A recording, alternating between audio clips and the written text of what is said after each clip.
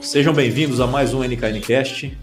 Hoje nós contamos com a presença de um grande amigo, de uma pessoa de uma capacidade técnica impressionante, uma pessoa que tem uma história de vida completamente diferente de tudo que a gente está acostumado a ver, história de sucesso, história de bastante bagagem.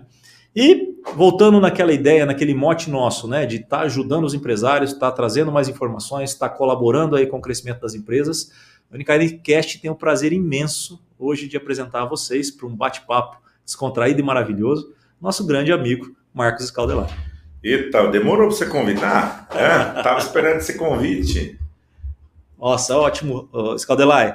Prazerzaço imenso ter você aqui, cara. A gente sabe da tua história, eu já conheço, vou contar um pouquinho daqui a pouco, mas e quero que você faça essa introdução. Mas saiba que a finalidade nossa aqui no podcast da NKN é justamente tentar ajudar os nossos empresários, né? Temos aqui no nosso escritório já hoje 410 clientes ativos, então todo mundo é empresa, todo mundo precisa de ajuda, desde o pequenininho até o cara que está gigante lá. Todas as fases de empresa, então a gente tem empresa que está lá em dificuldade, lutando agora com essas crises de crédito, até empresas que estão aí adquirindo outras empresas em franco crescimento. Mas eu sei que dentro disso tudo tem um ponto que é extremamente relevante e importante, que eu sei que você domina, que são as relações interpessoais, né? Então eu gostaria que você se apresentasse, contasse um pouquinho da sua história e depois a gente vai começar a trazer mais informações importantes para essas pessoas começarem a se relacionar. Olha, só pela introdução, eu já estava querendo entrevistar você, viu? Para perguntar algumas coisas, ainda mais nesse momento que a gente vive aí, de empresas como a Americanas, né? Como a gente vê agora, Grupo Itaipava. Então, tem muitas coisas que a gente gostaria de saber e eu sei que você domina o assunto. Mas, vamos lá, vou deixar para te entrevistar no meu, lá na Band, enquanto isso eu vou falando com você. Vai ser um prazer, vai ser um prazer. Bom, para quem não me conhece ainda, né, eu sou de Catanduva, aqui na nossa região, e fiz toda a minha carreira em São Paulo, né? E cheguei a ser presidente de uma das maiores empresas do país, que é a Bombril. E nessa carreira... Inclusive um dos mais jovens presidentes de multinacional. Fui eleito em 2014. Saiu, né? O jovem mais importante naquele momento no país, frente a uma grande empresa. Que legal. Né? Que legal. Na época, era eu, o Kakinoff da Gol, né? De jovem, eram poucos. É diferente, porque hoje o mercado, até porque as empresas as maiores hoje são de tecnologia, já é mais comum. Isso já está mais no DNA da empresa, né? Você vê um presidente jovem hoje, né? Diferente do passado. Daquela época, né? Eu lembro, comecei a frequentar, por exemplo, o LEAD em São Paulo, né? Com o Dória e tal. Eu chegava nos eventos, cara, com 30 e poucos anos, eu olhava realmente totalmente fora da caixinha, pessoal de 60, 70, bem mais velho, presidente da empresa, quando você falava... Muito mais difícil de você se posicionar, né? Muito. E no começo não é fácil também, né? Porque eu ia visitar clientes, e os clientes da Bombril, estou falando de grandes atacadistas, são empresas de muito tempo de mercado, são famílias, né? De muito tempo. Então eu chegava lá, o cara, o dono era de 70 anos, ele olhava em cima e embaixo assim. Quem que é esse menino aqui? Óbvio que na hora que você começa a conversar, porque é aí que está o grande negócio. Você mostra a sua capacidade. E você falou um ponto de relacionamento, e eu falo isso quando eu vou palestrar e tal. Acho que o maior investimento que você pode fazer na sua vida é em relacionamento. Onde você tiver a oportunidade de se conectar e conhecer gente, faça parte e viva isso. Né? Então, eu sou daqueles que, assim, me convida para isso, eu tenho que fazer o maior esforço para ir.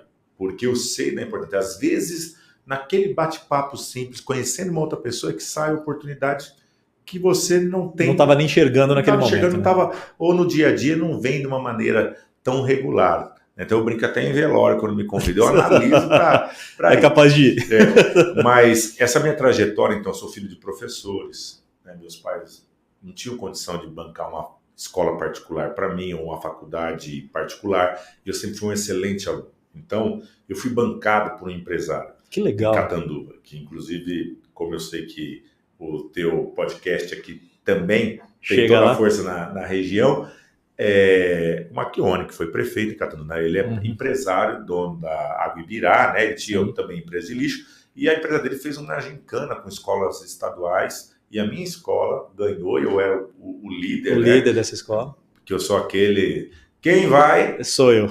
A mãozinha, que é um recado que eu sempre falo para todo mundo, quem não é visto não é lembrado, Não é então lembrado. temos que erguer a mão sempre que puder. Tô num resort, concurso de barrigada, eu levanto a mão, karaokê, eu levanto a mão, a gente não sabe quem tá lá, quem tá assistindo. Relacionamento. Não sabe o que pode gerar a partir daquilo. Né? Legal. E aí, ganhamos e o empresário, a pedido de 3 professores, bancou minha escola no Viu seu potencial, né? Aí eu pegava o boleto dividido em 4, um quarto para o empresário e depois os outros 3 quartos, um quarto para cada professor, são meus professores que me ajudavam, que acreditavam muito no meu potencial. Que história legal. Então, assim, é uma gratidão enorme que eu tenho até hoje. Então, desde o meu primeiro livro, eu escrevo bastante sobre isso, desse poder da gratidão. As que pessoas esquecem hoje. Hoje nós estamos vivendo uma época onde, assim, parece que a empresa tem obrigação de um monte de coisa com o funcionário. Não tem, cara. Assim, a gente tem que agradecer a oportunidade que já está de estar dentro da empresa, né? A gente teve um podcast aqui falando exatamente sobre isso. Cara, e é impressionante como mudou muito esse vínculo de gratidão, né? Da oportunidade de você fazer. E eu nunca tive tempo ou possibilidade de errar. Aquilo que chegava para mim tinha que dar certo, porque era grande oportunidade. Aí eu fiz o ângulo de Catanduva, só que eu queria fazer publicidade e propaganda. Que legal. E porque todo mundo chegava para mim e falava assim, Marcão, você é criativo pra caramba. Criativo você interior, tem que ir pra isso. Criativo interior é quem organizava a gincana. Então eu era criativo. E aí eu peguei e fui olhar as melhores faculdades. E a melhor do Brasil era a SPM. Eu queria SPM. Meu pai não tinha um puto para pagar. Seria um sonho improvável, sim, né? SPM hoje é um preço de uma medicina, né? Então sempre foi caro. Assim, eu lembro que na época eu passei, inclusive na USP, né? Passei na primeira fase, mas eu queria fazer SPM. E a maçonaria, meu pai maçom, ficou sabendo. Que legal. E bancou junto com meu pai a minha escola, a minha faculdade, então, a SPM de São Paulo. Então, quando eu cheguei na SPM, também não tinha condição de errar, eu tinha que fazer jus àquele dinheiro que estava sendo apostado em mim, entendeu? Que legal. Por isso que eu falo para as pessoas, quando uma empresa te dá a oportunidade, ela está apostando em você. Esse é o tem que abraçar, de gratidão, né? Tem que se comprometer, né? Tem que se comprometer. Tem que se dedicar, né? Lógico. Só que é o seguinte, você chegar numa faculdade, filhinho de papai, menina patricinha, né? E eu, nada a ver com aquele ambiente, né? Meu pai me deu cartão. Não era o teu nicho, né? Meu pai me deu cartão e falou, Marcos, você não pode passar fome, mas... só até aí. Só até aí. E aí eu falei, esse povo tem que me respeitar, né? Como é que eu vou fazer encaixar? Isso? Lembro, primeira semana, trabalho de aula de criatividade. Aí a professora deu para falar sobre ditadura. E aí os grupos começaram a se formar e ninguém me escolheu.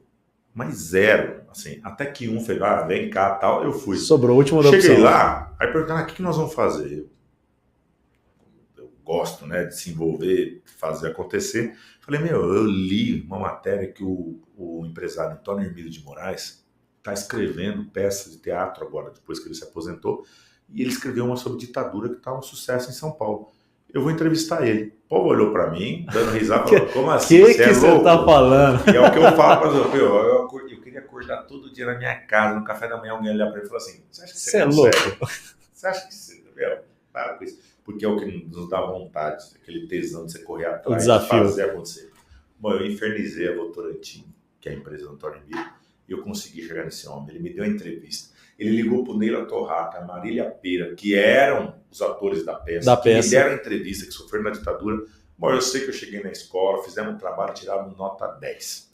Falei, a partir daí, o Marcos ficou conhecido. Ganhou o respeito. Ganhou o respeito. Era assim, precisava tirar nota? Cola no Marcos. Cola no Marcos. Quer tirar nota na prova? Senta atrás do Marcos. Eu falei, eu nunca almocei e jantei tanto de graça na minha vida. Porque aí isso também se valoriza. Sim, não é verdade? Lógico. Eu brinco, eu falo assim, gente burra não tem problema estar do nosso lado. Porque burro, você fala assim, pega aquela caixa ali e coloca ali. Ele vai fazer. Agora, folgado eu nunca admiti no meu grupo. Então, os pais dos alunos me adoravam.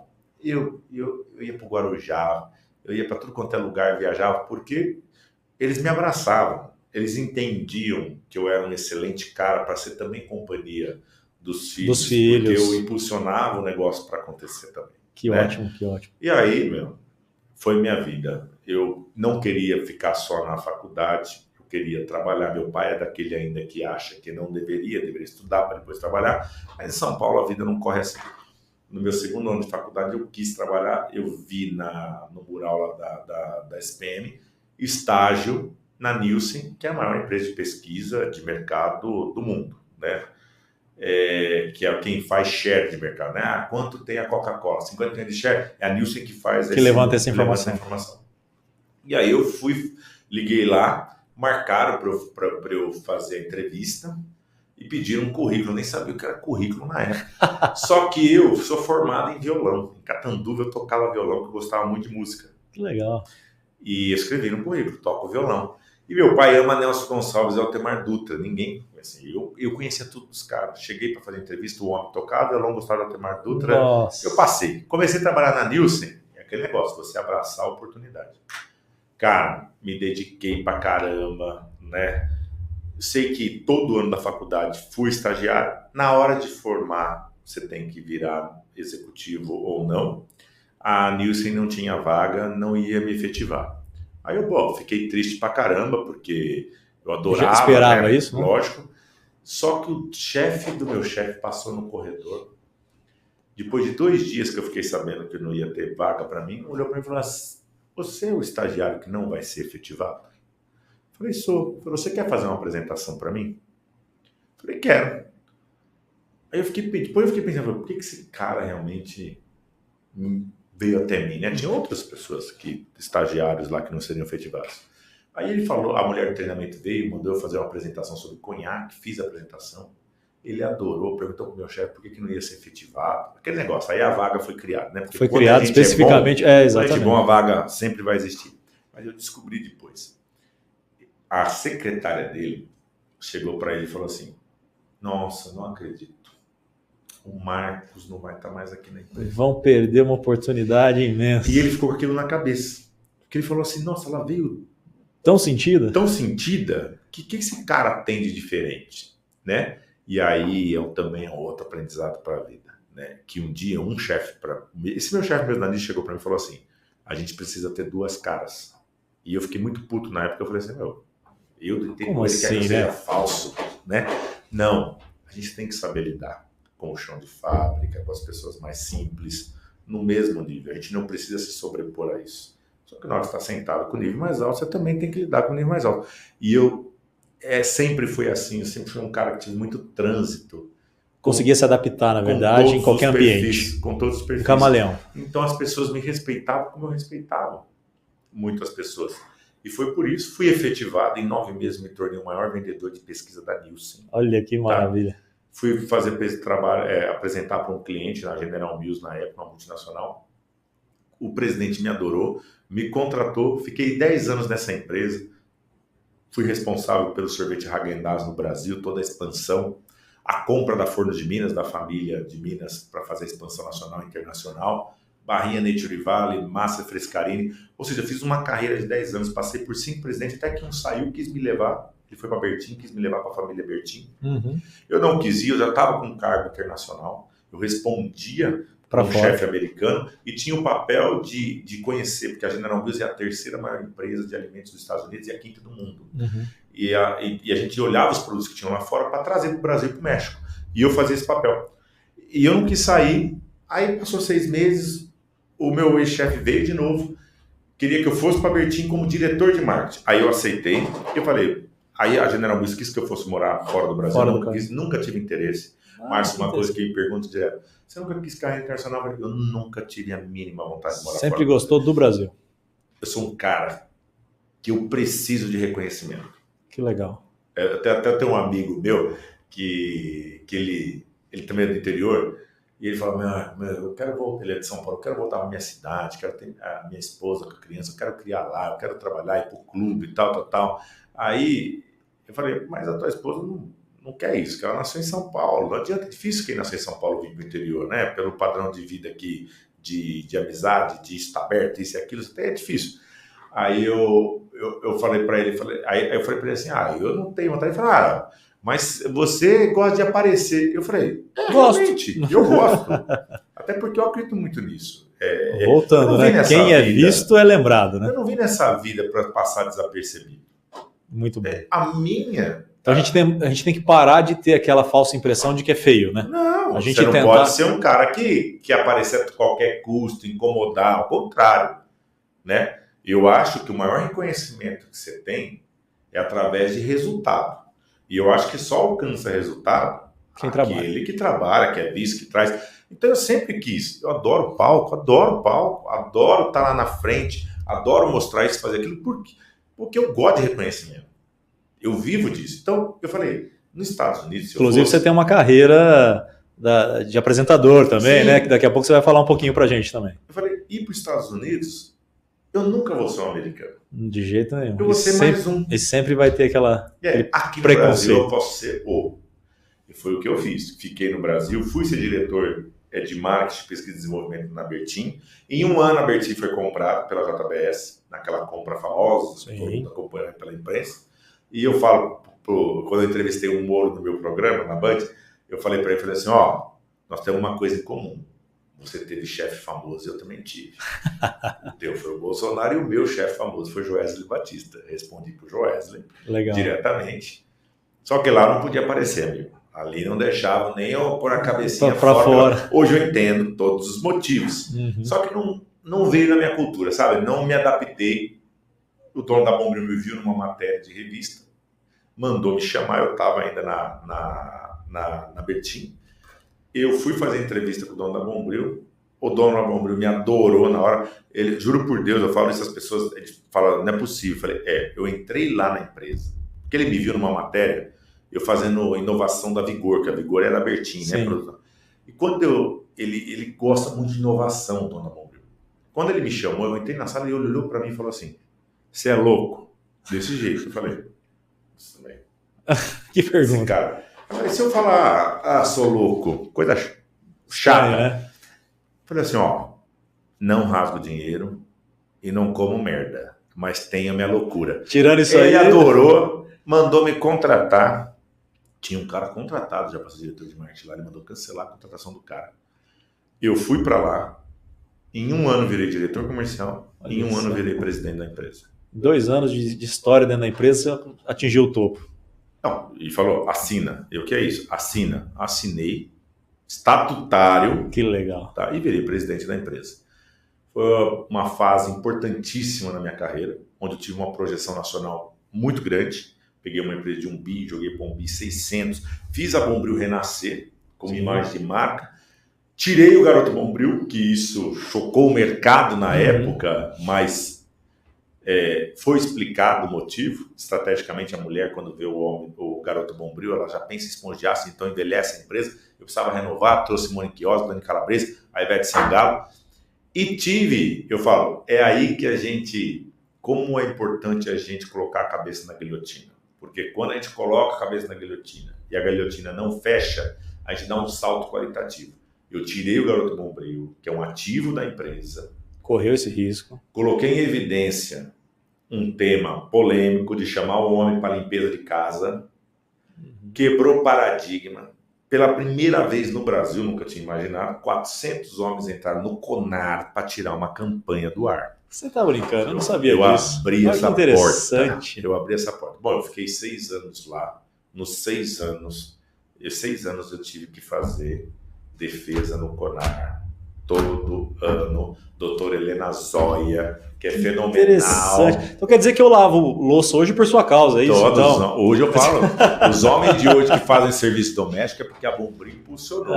Entendi. Por quê? Depois a gente vai se acertar com essa. As multinacionais jamais fariam isso, Márcio, de pôr uma campanha nesse tipo de conversa que a gente brinca no churrasco, né, e tal.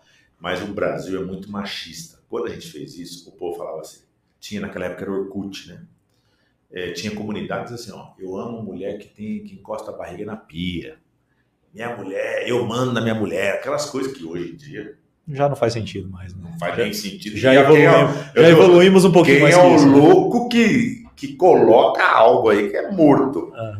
E fez muito sucesso, ganhamos prêmios, e a Bombril realmente voltou para um patamar avassalador de imagem de marca. Que legal. A gente aparecia na revista Meio Mensagem como a segunda ou terceira marca de maior visibilidade do Brasil, fazendo 1/4 de investimento que uma Seara tem com a Fátima Bernardes na época, com a Friboi, com o Tony Ramos, e a gente aparecia como marca mais lembrada.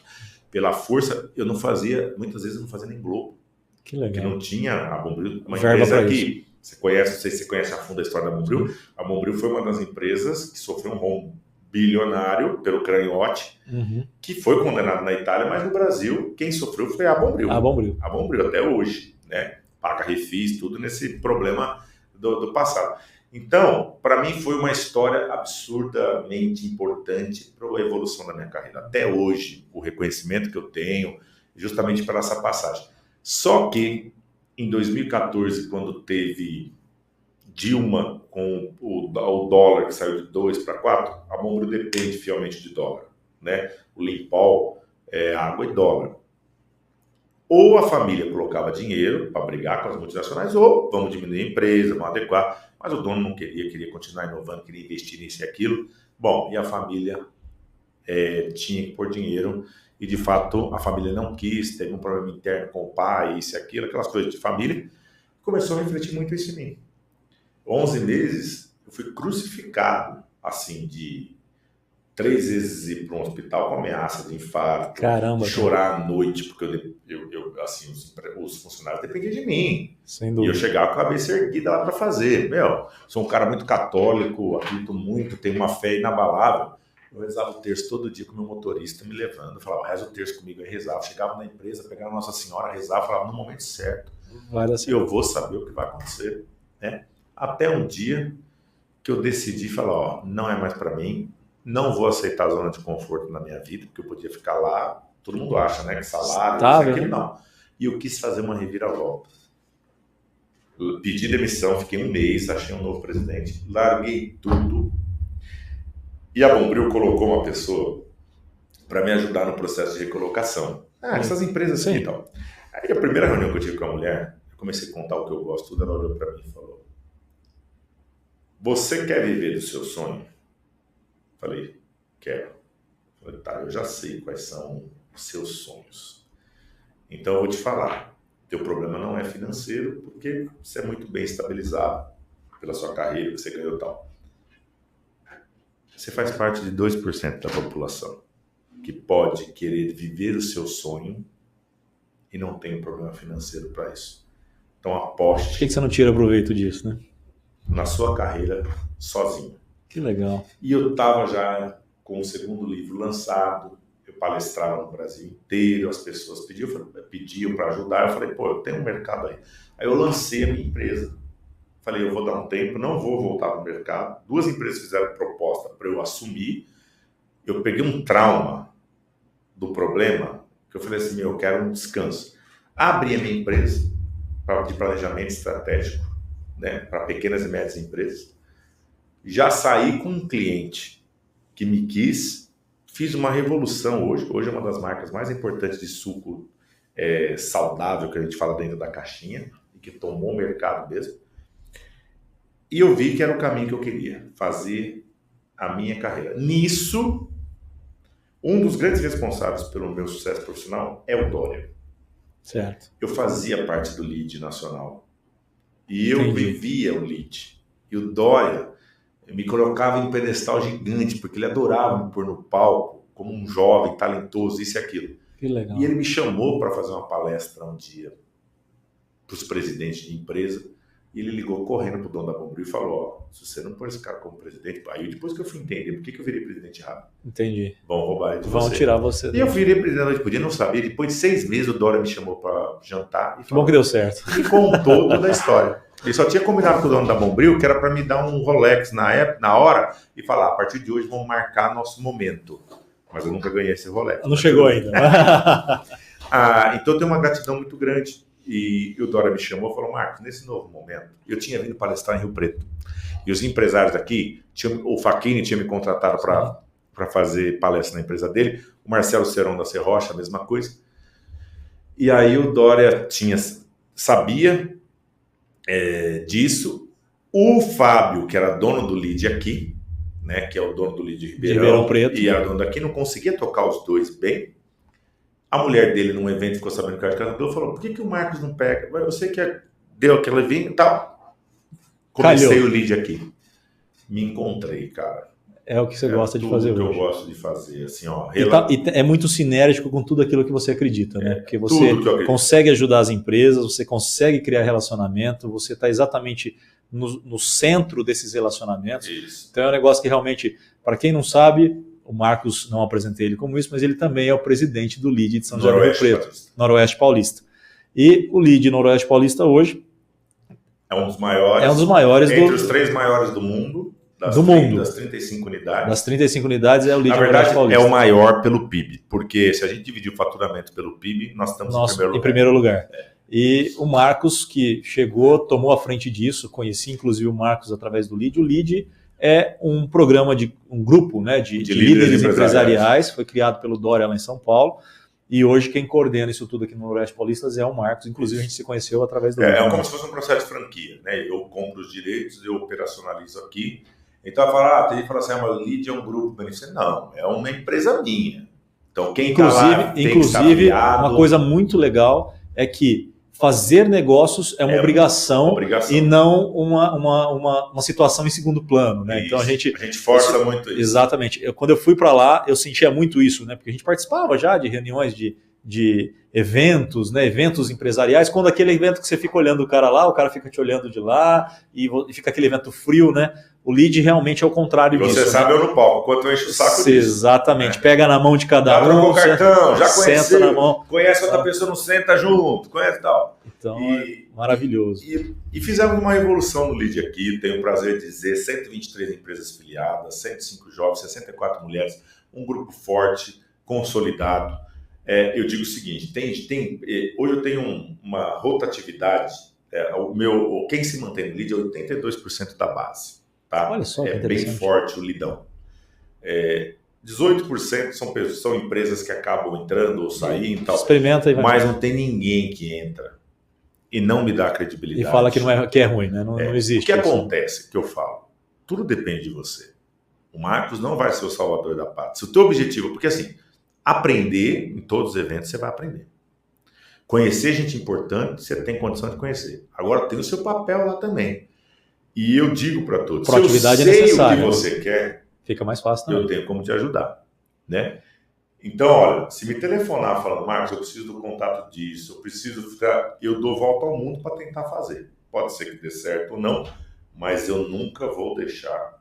Agora eu estou com um filiado que me pediu contato, né? Não vou falar o nome dele, mas ele sabe muito bem se estiver assistindo. Da empresa do Elon Musk, né? E pediu, cara, você não sabe o que eu tô fazendo para conseguir esse contato.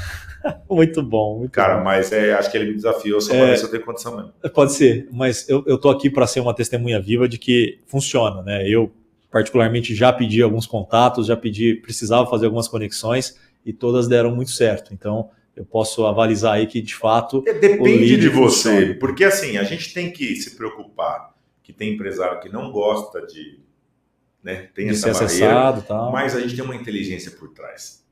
Porque hoje eu tenho um cadastro, por exemplo, das pessoas que fazem parte da gestão das empresas. E se o empresário eu sei que é mais difícil, que não quer, eu vou nos outros direto e tento fazer o negócio acontecer. Então, hoje, por exemplo, a empresa que eu estou consultoria estava precisando de uma conexão com o secretário de Habitação do Estado de São Paulo. Cara, na hora já liguei, já consegui, já oficializei o contato. Eu tento tirar da frente e fazer acontecer, né? Não é só conversar, né? A ação é muito importante, né? O que me deixa triste, às vezes, a empresa, por exemplo, a empresa afiliada deixou de ser afiliada, eu fico puto, eu fico, sabe por quê? Porque tem gente que só pensa no seu umbigo, não pensa na importância que tem o Noroeste Paulista. Então, assim, o fato de você estar num grupo desse não é ajudar só a sua empresa. Você pode ajudar a região, o desenvolvimento total como um todo, né? Não é só favorecer o Marcos, é um contexto geral. Eu conseguindo ter um grupo forte, eu trago Guilherme Benchimol, como eu trouxe aqui. Você entendeu? Esse é o ponto do negócio. Então eu falo, gente, nós temos que fazer parte. Hoje falar assim, as coisas não acontecem aqui. Mentira.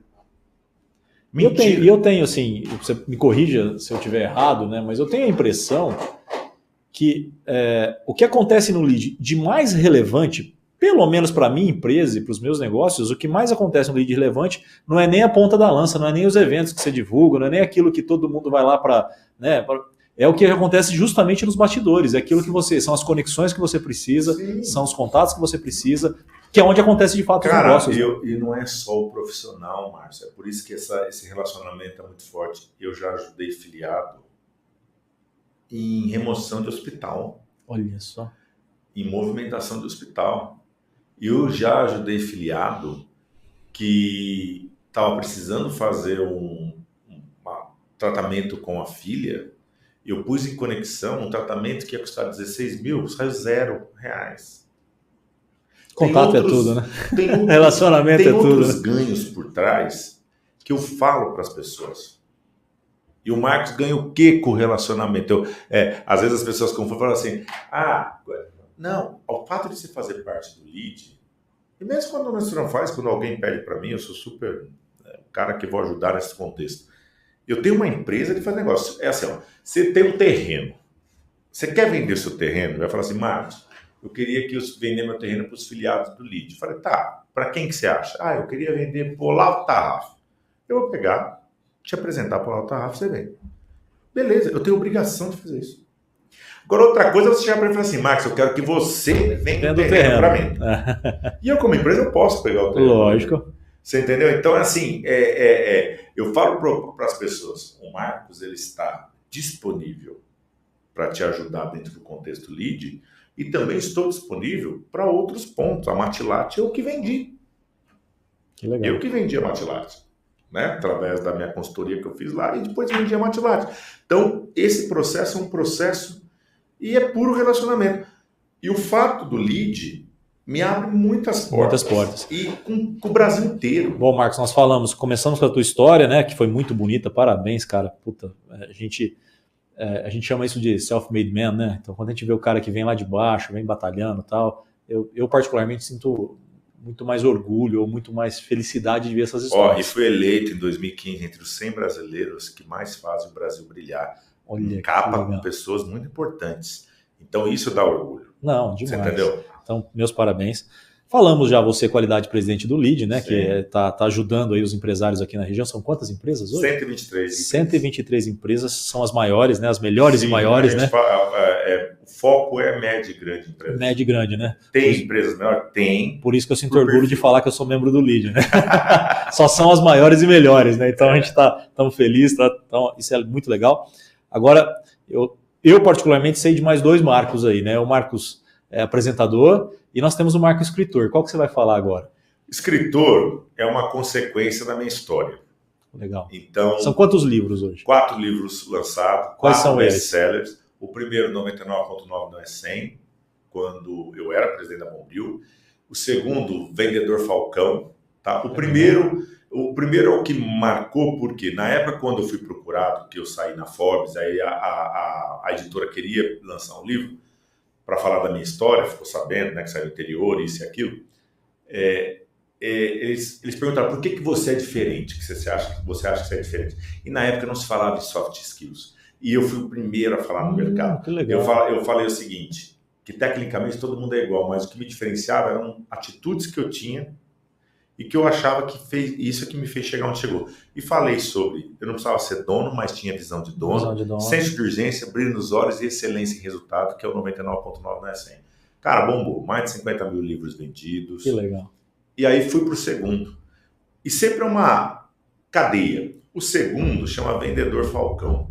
Por que eu lancei esse livro? Eu comecei a perceber que o maior problema das pessoas de não trazer resultado é que não sabia se vender.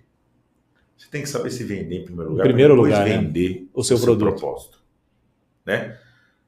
E aí eu fui para o terceiro livro, quando eu saí da Bombril, eu lancei o Indispensável, Imbatível e Invencível. que é isso? Como é que você se mantém no mercado sendo indispensável, imbatível e vencível? Quando você vence o maior problema na vida pessoal e profissional, a zona de conforto. Tem muita gente hoje Bem que leva um estagnado, pau né? da vida porque admite estar na zona de conforto. E o quarto livro que eu lancei há 1 ano e meio atrás, que é o Líder Pronto para Tudo, não sabia que ia passar pela pandemia, mas o livro foi criado antes e nasceu na pandemia, que é como é que a gente se torna um líder e atitudes para isso, para passar por qualquer problema e barreira, né? Legal. Porque é muito comportamental. Você viu no período da pandemia quantos grandes nomes foram para baixo, Exatamente. porque não aguentam passar por problemas, né, caóticos. Enfrentar a crise não é fácil. Né? Então eu cito 10 atitudes e eu usei exemplos de empresários, que eu podia usar exemplo de empresário famoso do mundo inteiro, mas eu quis usar exemplo de empresários do nosso Noroeste Paulista.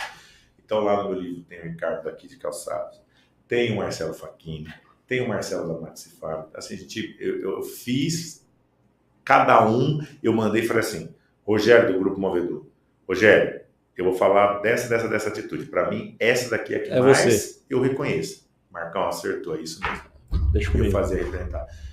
Então, escritor, vou vir agora, já estou trabalhando no texto, no conceito, né, para o próximo livro. O próximo livro, o quinto livro. O quinto livro. Já consegue adiantar o nome não, aí? Já não pode. Tem um... nem consigo.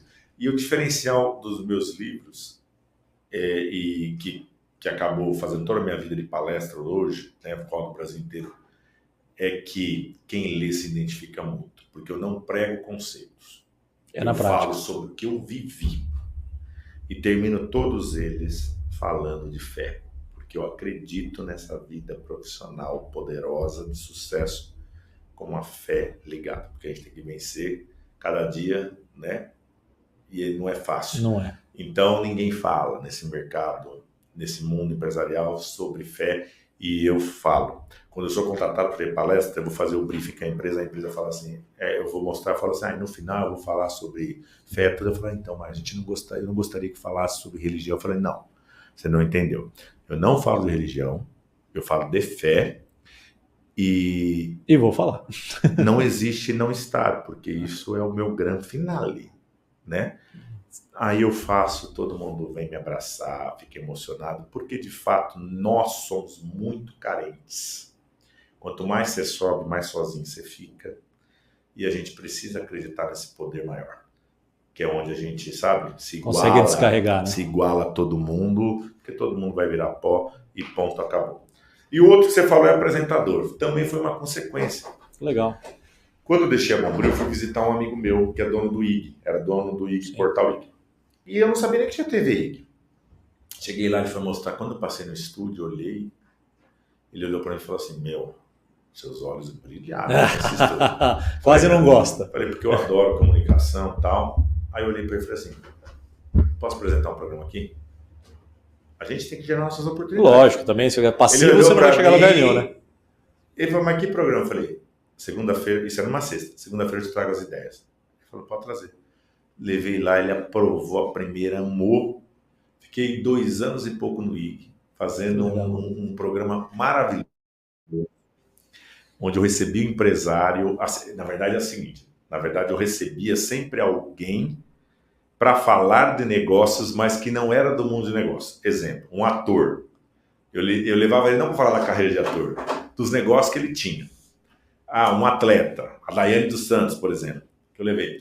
Ela não falava da carreira dela, ela falava de como ela investiu dinheiro, do que ela queria fazer, se ela tinha pizzaria. Então, e ficou muito legal. E sempre com a pessoa que eu levava uma startup para apresentar, e eu e a pessoa avaliava a startup. Que legal. Era muito legal. Nisso, eu vim fazer o lead aqui. O diretor-geral da Band foi no evento, me viu no palco. Bom, eu sei que eu desci, o SBT tinha me chamado já para fazer um programa aqui. Eu estava definindo, mas quando a Band veio, eu pensei na hora, eu falei, olha, acho que pro perfil do que a Band está querendo e o horário, aí faz mais sentido. Acabei fazendo. E hoje eu tenho meu programa, é sucesso aqui. todos os sábados, a partir das 10 para 7 da noite, antes do Jornal da Band, e falo só com empresários, e é legal, contexto. Olha, eu ando nesse Noroeste Paulista, cara, você precisa de ver. O público mais simples assiste o programa para se espelhar. Para se inspirar. Para se inspirar. E falam exatamente de quem eles assistiram, da história. Que legal. E para mim é um presente quando eu recebo, porque eu sei de momentos muito legais. Tem empresário que falou, Marcos, foi a melhor coisa que eu fiz na minha vida e no seu programa. Sabe o que é ver meu pai e minha mãe assistindo na TV e chorando? Porque no final das contas eu faço uma grande homenagem para o empresário. Sim. Né? Vai falar lá sobre, não é só o que trabalha, é sobre o fora do trabalho.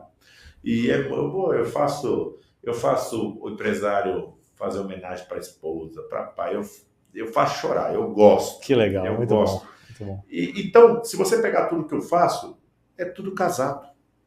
É o relacionamento com o empresário. Tudo, na verdade, saiu do mesmo lugar e volta para o mesmo lugar. Eu falo para as pessoas, relacionamento. Hoje, qual é o teu problema hoje? O que você precisa resolver? Eu falo para quem é filiado do Lead, senta no mês e fala, eu preciso que o Marcos me ajude nisso. E fala. Se você falar para mim hoje que o teu problema é aumentar as vendas, eu tenho solução para poder te apresentar de empresa que ajuda isso. Estou lá conversando com o empresário fala assim, eu preciso de crédito, eu tenho solução para poder apresentar. E se eu não conhecer, eu conheço alguém que sabe. Que é alguém que conhece. Então, eu falo, alguém fala, eu quero um contato da usina tal. Às vezes eu não conheço. Mas, no meu comitê de gestão eu tenho o Cabreira, que é um dos caras mais reconhecidos do mundo agro. Ex-ministro. Ex-ministro, que me põe lá dentro para conversar. Com quem precisar. Cara, é o caminho. É o caminho. Relacionamento é o caminho. E hoje eu falo, existe distância para chegar no cara? Não existe. Um dia, eu não posso contar a forma ainda. Um dia eu vou contar como que eu trouxe Guilherme Benchimol aqui. Depois só vai morrer de dar risada, mas você cria funcionou, a situação. Né? Mas funcionou. E você cria a situação.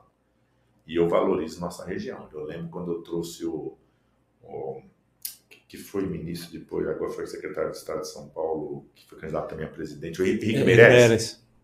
Esse foi muito bom. Eu dei para ele uma lista dos filiados e o potencial, né? Ele chegou aqui, desceu no aeroporto, entrou no meu carro, pegou 28 bi. Falei, sério? Vai estar sentado lá. Tá? As pessoas não imaginam. Não tem noção, né? Não tem noção. E 28 bi é o faturamento aqui, porque você pega uma Rodobens, por exemplo. Porque tem fatura fora, né? Não, tô falando aqui. E Marcos, fala pra gente agora, pra gente encerrar já, porque já estamos caminhando aqui pro finalmente. Me dá 1, 2 ou 3 dicas para o nosso empresário que está assistindo. Você já falou, relacionamento é muito importante. Como é que o cara pode fazer isso? Como é que ele pode... ele vai se filiar a uma entidade, a uma instituição, ele vai... Como que o cara começa? Vamos imaginar, é óbvio que o cara que já está faturando mais de 1 bi, ele já sabe fazer isso, ele já está treinado nisso, ele já se especializou. Nem sempre. Mas é aquele carinha... Aliás, é aquilo que eu disse, né? Como nós estamos lá com range hoje quase que absoluto, qual que é a tua dica que você dá? Falar assim, cara, você tem que fazer isso, você precisa... Vamos para a parte prática agora. O primeiro ponto é que você precisa entender que aprendizado é para sempre. E, infelizmente, a gente pega empresários que vão muito bem, eles não têm a humildade de falar que precisam aprender mais. Eu falo, o Lead é um MBA vivo. Os assuntos que a gente traz são do momento, capa do jornal, tudo. Então, você sempre tem que estar aberto a aprender. E o fato de você querer aprender te faz... te dá força para você participar. Então, colocou um primeira dica primeiro ponto é assim, não deixe de aprender, tá? Continue estudando. Através de leitura e principalmente se você não tem paciência para ler isso aquilo, audiolivro, participa de eventos que te acrescentam como conteúdo, né? E relacionamento não é só o lead. Se você não tem tamanho para o lead, eu também... associação comercial, você tem todos vão te fazer bem. Todos. E quando é período difícil, o que mais vale... Mais importante ainda, né? Não tenta cortar isso, então, né? Entenda que você é o valor da sua empresa. Que legal.